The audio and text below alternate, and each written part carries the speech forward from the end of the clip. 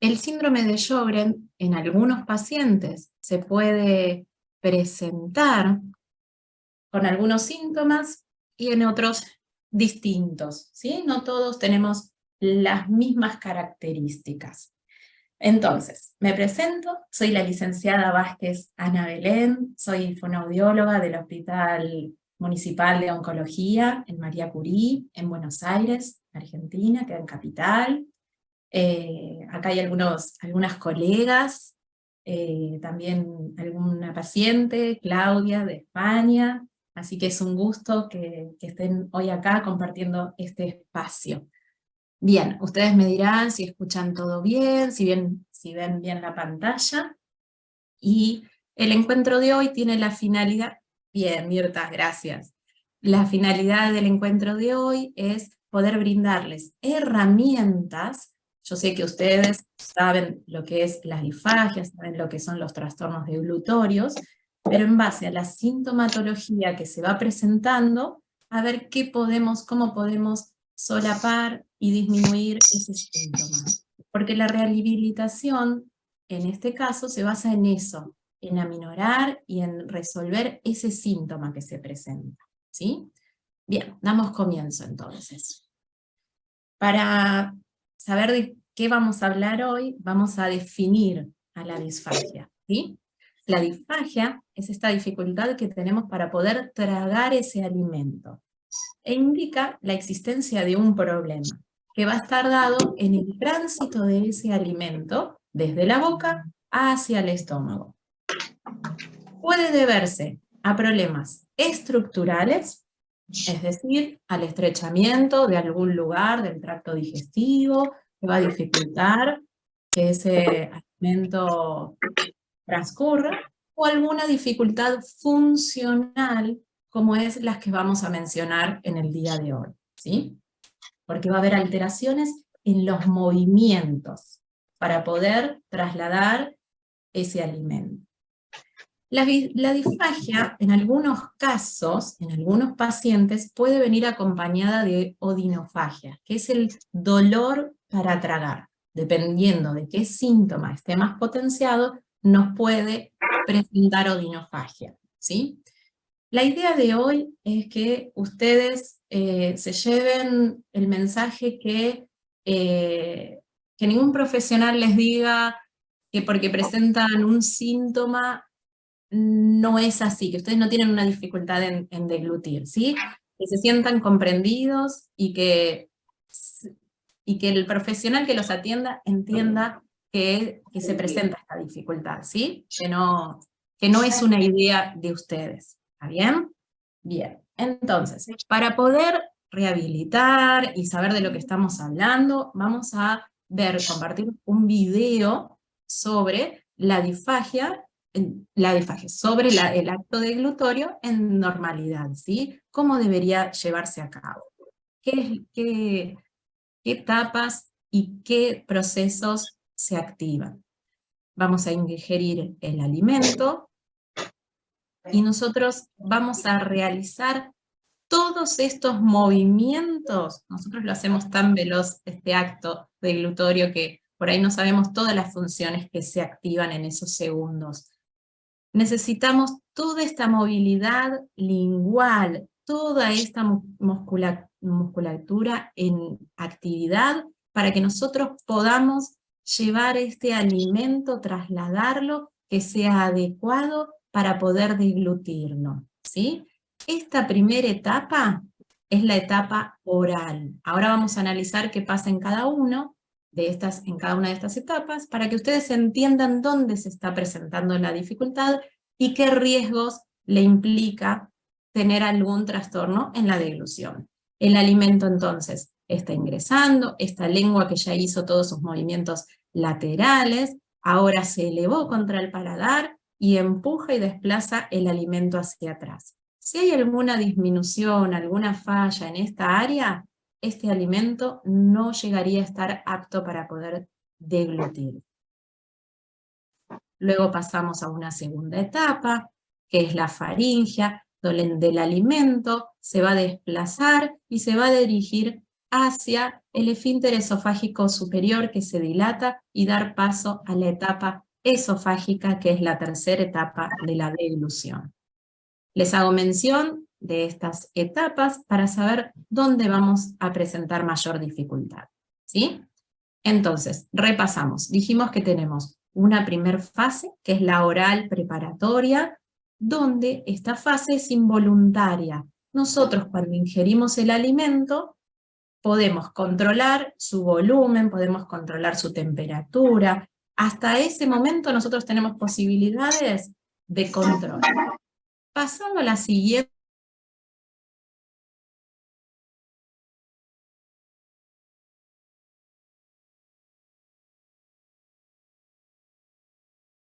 Reactivar audio. ¿Se me dejó de escuchar por casualidad? ¿Está todo bien? ¿Sigo? Bien. Pues me pareció un cartelito del audio. Bien, entonces, seguimos con la etapa faríngea, donde el alimento se va a ir desplazando. Tenemos que ver si hay restos en esta etapa. Si es que acá nosotros tenemos una preocupación como especialistas en disfagia, a ver si ese alimento pasa correctamente a lo digestivo o si ese alimento pasa a lo respiratorio. ¿Sí? Bien, eso en esta etapa es lo que más nos preocupa. Luego pasamos a la esofágica, que ya se comunica con lo digestivo. ¿Sí? Bien, ahora vamos a repasar un poquitito qué pasa en cada etapa. En esta primera etapa, en la oral, dijimos que incluye, no lo dije, incluye la salivación, porque hay una masticación, como vimos en el video, tenemos que preparar ese alimento y que esté apto para poder ser tragado, para poder deglutirlo. Ustedes piensen que si nosotros estamos preparando, yo siempre le doy este ejemplo a mis pacientes, si yo estoy preparando una masa de pizza, yo necesito tanto componente sólido, que es la harina, como líquido, que es el agua que voy a unir, voy a amasar, y lo mismo sucede en nuestra boca. Si yo tengo un componente sólido, que es nuestro alimento, y no tengo la saliva, no tengo el componente húmedo, yo nunca voy a armar correctamente ese bolo. Entonces, cuando esté en mi boca, me puede lastimar, no puedo generar fácilmente el disparo deglutorio. En todo eso me va a alterar en la deglución, ¿sí? Entonces, dijimos que esta primera etapa incluye la salivación, la masticación, el sellado labial. Nosotros tenemos que tener un correcto sellado labial para que se genere una presión negativa en boca y poder trasladar, como vimos en el video, ese alimento, ¿sí?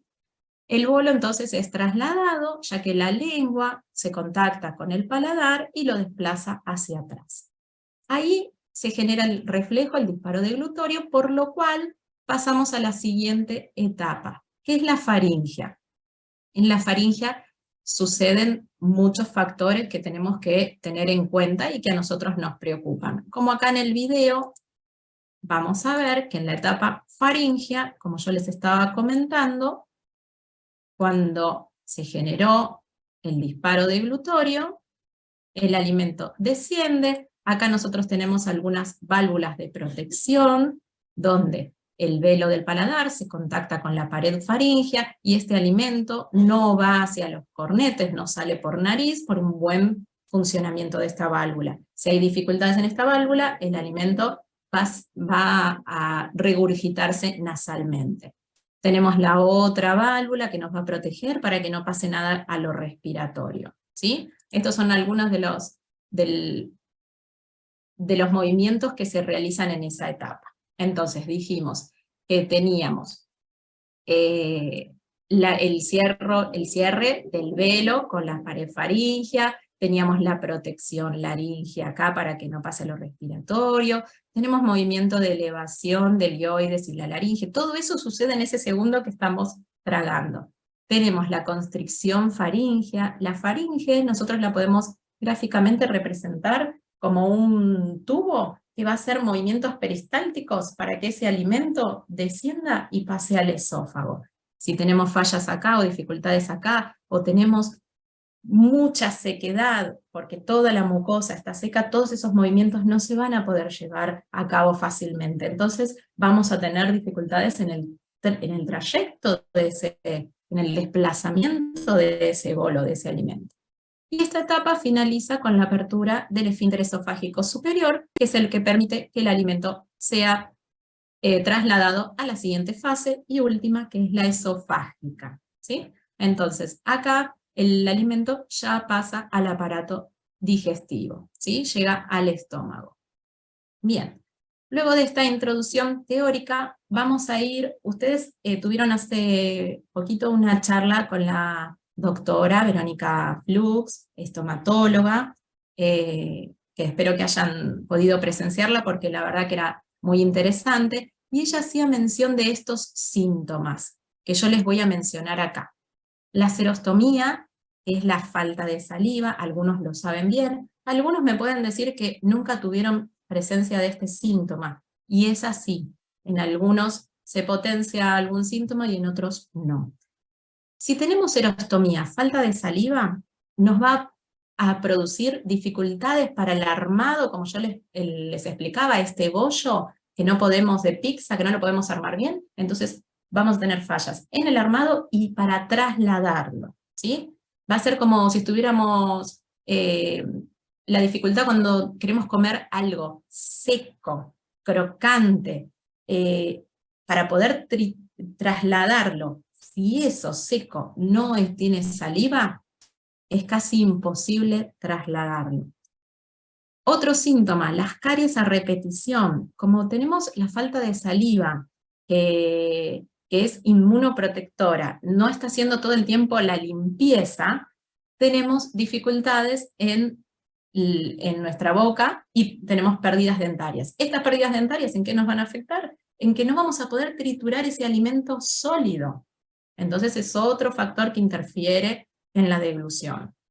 Si nosotros tenemos ardor o aftoides recurrentes, como nos explicaba la doctora Flux, vamos a tener dificultades en la masticación, nos va a molestar, no vamos a poder armar bien el bolo, no vamos a conectarnos con la comida, no vamos a querer comer porque todo lo que querramos pasar nos puede lastimar, ¿sí? Entonces vamos a tener pérdida de peso en algunos casos, por eso tenemos que estar atentos y controlar que estemos con una buena alimentación. Ahora yo les voy a brindar herramientas por las cuales vamos a modificar estos síntomas, ¿sí? Bien, si tenemos el agrandamiento parotídeo, que es otro síntoma que se suele dar, no en todos, pero en algunos casos. Este síntoma, esta dificultad, así como viene de repente, se va. Entonces, tenemos que modificar nuestra alimentación, como ahora les voy a continuación explicar, para poder sobrellevar este síntoma, ¿sí? Que es momentáneo. Cuando se retira, volvemos a nuestra alimentación y a nuestra dieta habitual. Otro síntoma que tenemos son las infecciones recurrentes, el cándida. Nosotros tenemos que tener mucha precaución con esto, porque toda infección en nuestra boca, con el alimento, nosotros la vamos a estar trasladando a nuestro tracto digestivo. Todas las afecciones en boca se trasladan, entonces tenemos que tener una buena higiene bucal, ¿sí? Tenemos que estar atentos. Bien, entonces, todos estos síntomas, ¿qué manifestaciones nos van a dar? Vamos a comer más despacio de lo acostumbrado, no vamos a tener el ritmo, nos podemos sentir un poco incómodos socialmente porque nosotros vamos a estar comiendo de a poquito y la gente ya terminó de comer, ya está haciendo la sobremesa y nosotros todavía seguimos con los primeros bocados. Dificultades para manejar la comida en la boca o masticarla. Vamos a tener dificultades para trasladarla, entonces a veces hasta vamos a querer quitar ese pedacito de comida que no lo estamos pudiendo llevar a su mecánica deglutitoria correcta. Pérdida de peso, como les mencioné, quedan restos de alimentos en la boca, todo ese alimento seco, con falta de saliva, nos quedan esos restos en la boca. Necesitamos tragar en varias veces, aunque es un bocado pequeño, necesitamos más degluciones de las habituales.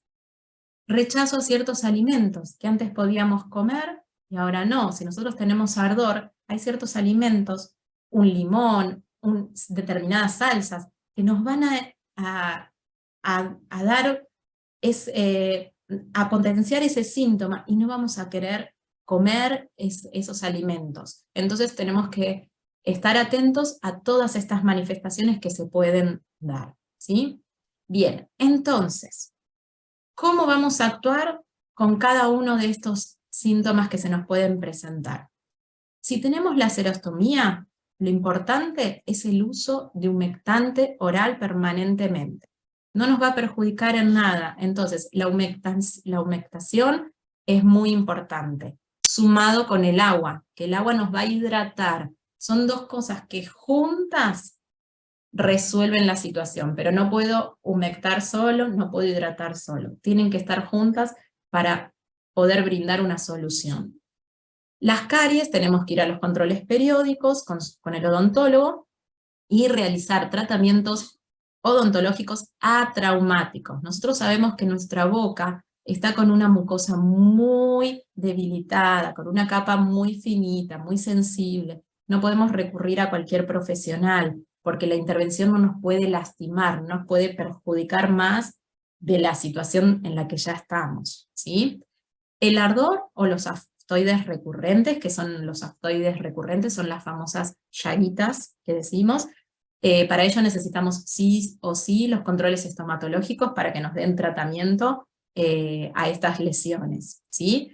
El agrandamiento parotidio, como les comentaba antes, es una situación eventual. Entonces, cuando estamos frente a esta dificultad, tenemos que evitar los alimentos secos, crocantes, y tenemos que incorporar alimentos que sean de fácil masticación, que estén bien húmedos y que nos permitan desplazar el alimento sin mayor dificultad, porque ya tenemos un agrandamiento, una masa que nos está comprimiendo, nos está dificultando el pasaje del tracto. Entonces, si nosotros facilitamos con el alimento, podemos sobrellevar este síntoma en ese periodo de crisis, ¿sí? Y con respecto a las infecciones recurrentes, que les decía que eran muy importantes, tenemos que nuevamente recurrir a la consulta con estomatología y recibir el tratamiento correcto para una buena higiene bucal. Bien, entonces, ¿qué es lo que vamos a hacer nosotros? ¿Cómo vamos el fonoaudiólogo especializado en disfagia? ¿Qué es lo que los tiene que asesorar y explicar? Que podemos adaptar la dieta de acuerdo a cada síntoma que se fue presentando.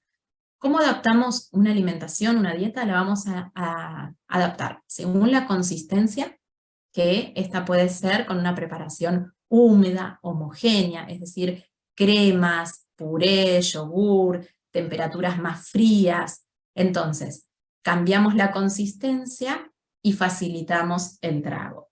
Cambiamos el volumen, en vez de cucharas más grandes, en vez de una sopera, pasamos a una de postre, así el bocado es más pequeño, es más fácil masticarlo, y así facilitamos el trago. La viscosidad. Tenemos distintos tipos de viscosidad. Una es néctar, que cuando uno tiene una consistencia néctar, en la cuchara van a caer unas gotas, y esas gotas, porque no va a perder su calidad de líquido, por más de que esté más viscoso, esas gotas van a ser un poco más espesas. Es como un batido, ¿sí? Como un licuado, la viscosidad néctar. Después tenemos miel, que es, como todos conocemos, la consistencia de la miel, que es más densa, pero no pierde esa calidad de fluidez de líquido, y el pudding, que ya cuando lo ponemos en una cuchara, es muy espeso, y es casi, para que se lleven la imagen gráfica, como un puré, ya no, esa consistencia ya no se desplaza en una cuchara, no va cayendo fácilmente, ¿sí? Y también tenemos que modificar, para adaptar nuestra dieta, a la temperatura y el sabor.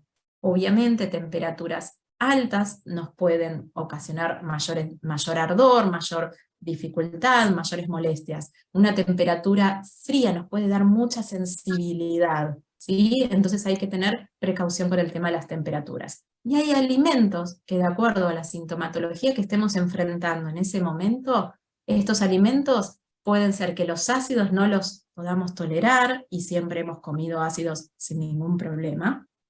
Puede ser que lo dulce, la pimienta, lo picante, tenemos que adaptar para ese momento el alimento de acuerdo al sabor que no nos exacerbe toda nuestra sintomatología, ¿sí?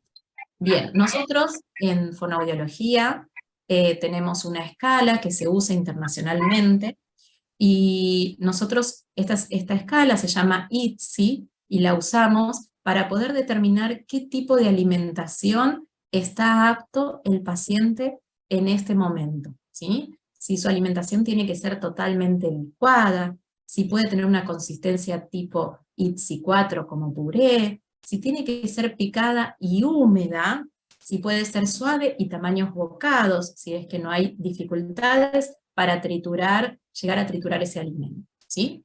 Bien, entonces, vamos a hacer una adaptación de qué sucede entonces con los alimentos. Vamos a adaptarlos.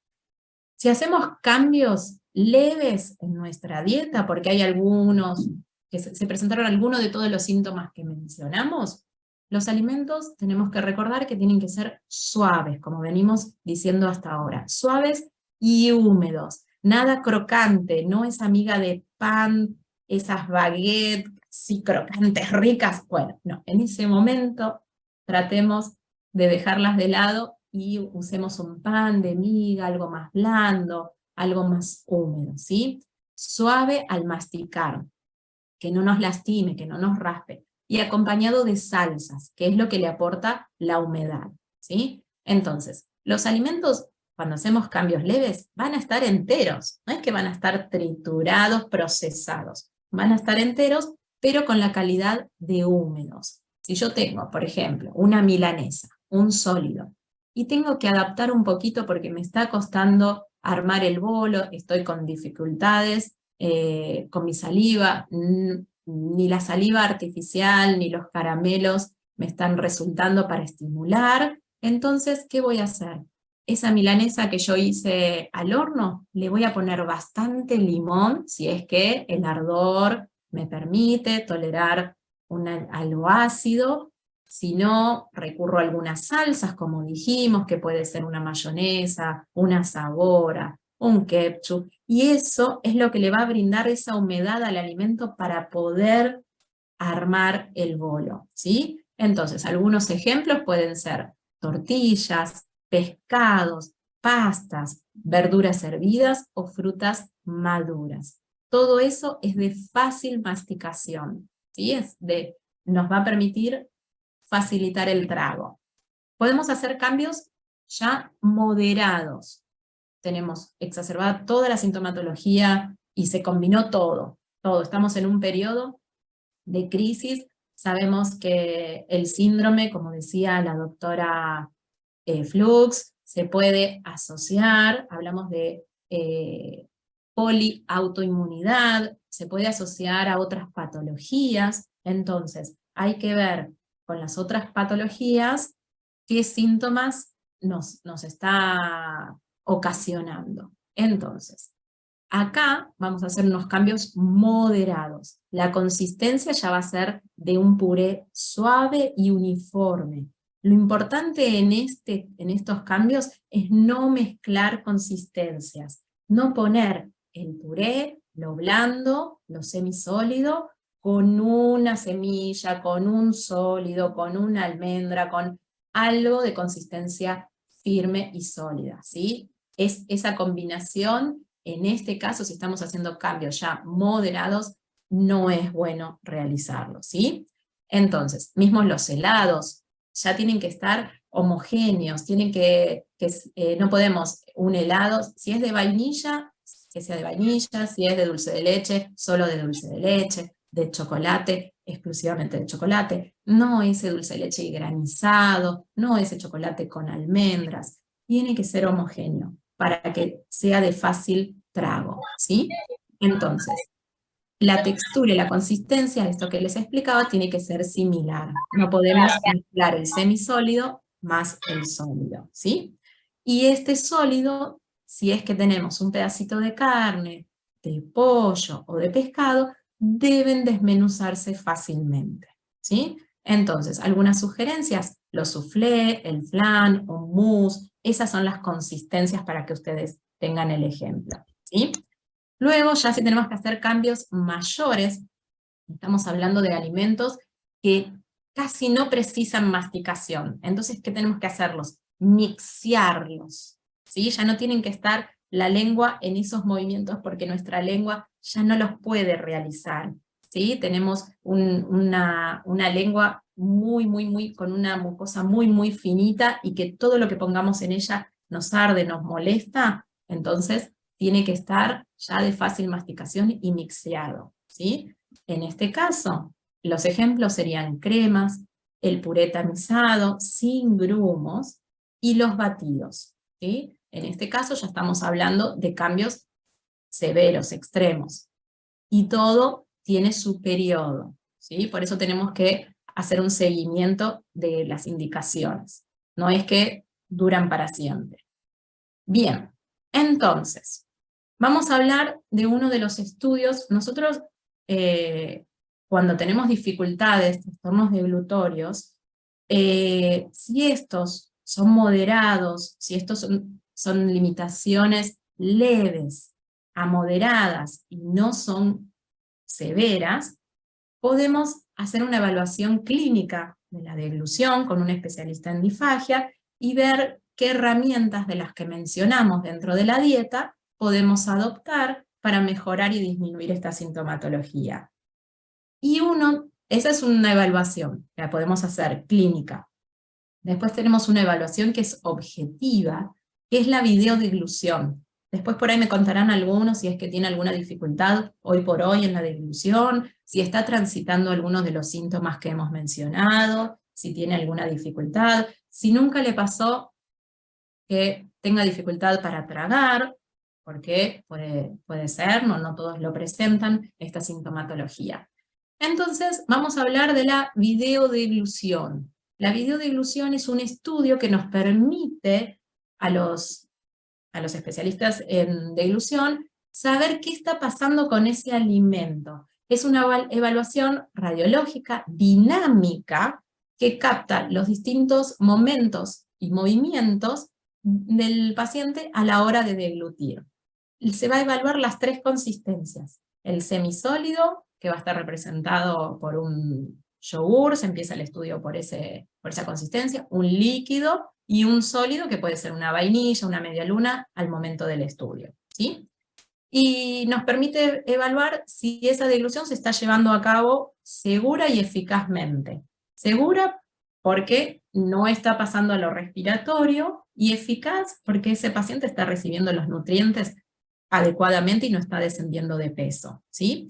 Entonces, vamos a compartir juntos un video de cómo es una videodeglución, ¿sí? En este caso, las videodegluciones yo las realizo en el hospital, y en este caso les voy a mostrar cómo es un sólido, cómo se comporta un sólido cuando nosotros tenemos dificultades y trastornos deglutorios, para que ustedes vean qué está sucediendo con ese alimento. Cuando ustedes me dicen, Ana, yo no puedo tragar, me cuesta generar el disparo, yo llevo el alimento hacia atrás y vuelve a mi boca, no puedo, hay mucha tensión, yo no puedo desplazar el alimento. Ahora vamos a ver cómo lo veo yo en el estudio, ¿sí? Estos somos nosotros de perfil, estamos en este caso así. Acá se ve nuestra mandíbula, acá se ve nuestra boca, estas son nuestras piezas dentarias, acá arriba nuestra cabeza, columna, y por acá va a ingresar el alimento. Acá vamos a ver cómo se va a masticar y cómo se desplaza ese alimento, ¿sí? Entonces, acá ya la paciente está masticando. Ahí todavía no generó el disparo deglutorio y parte del alimento ya está en la base de la lengua. Todavía ella en boca sigue masticando ese alimento.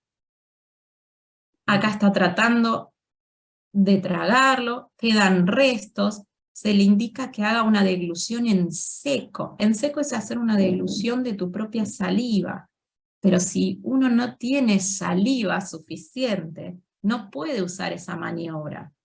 En este caso, ella había usado saliva artificial para poder humectarse. Vamos por un segundo bocado. Luego de varias degluciones en seco, logró limpiar esos restos que habían quedado en boca. Acá ella está tratando de pasarlo, pero el alimento vuelve. ¿Notaron que acá lo negrito, acá está tratando de bajar, de descender, y vuelve, queda en boca, lo trata de empujar de vuelta, y queda ahí hasta que logra descenderlo? Eso nos lleva a un mayor tiempo en nuestra deglución, que nosotros no podamos comer al ritmo del resto de los familiares y con los que estamos compartiendo ese momento, ¿sí? Entonces, vamos a ver otro ejemplo. Dijimos, antes de ver el ejemplo, dijimos que este estudio, la videodeglución, nos permite evaluar también a los fonoaudiólogos, nos permite determinar en qué lugar está pasando la dificultad, en dónde está este trastorno. En esa etapa oral que hablamos al principio, en esa etapa faríngea, ¿dónde están los restos? ¿Qué musculatura rehabilitar?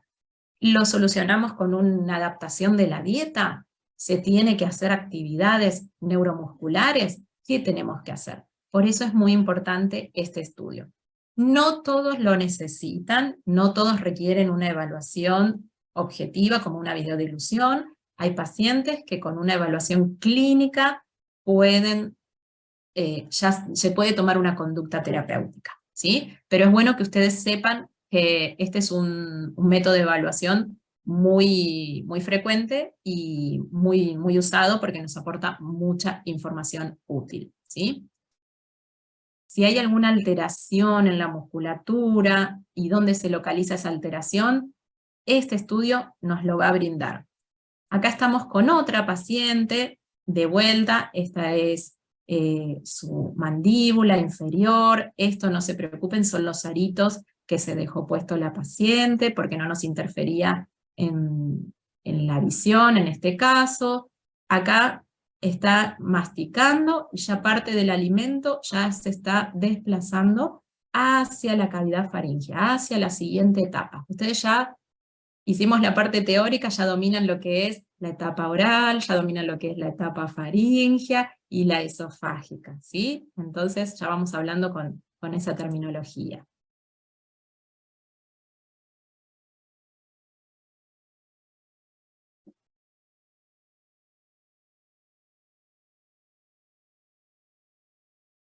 Ahí está masticando, ahí generó el disparo deglutorio, vieron que hasta se inclinó para hacer más fuerza y tratar de desplazarlo, y el bolo alimenticio se queda acá, no logra desplazarlo, se le indica la deglución en seco, a ver si lo puede empujar, tendría que ya estar a esta altura y no quedar restos en esta ubicación, y ese alimento persiste.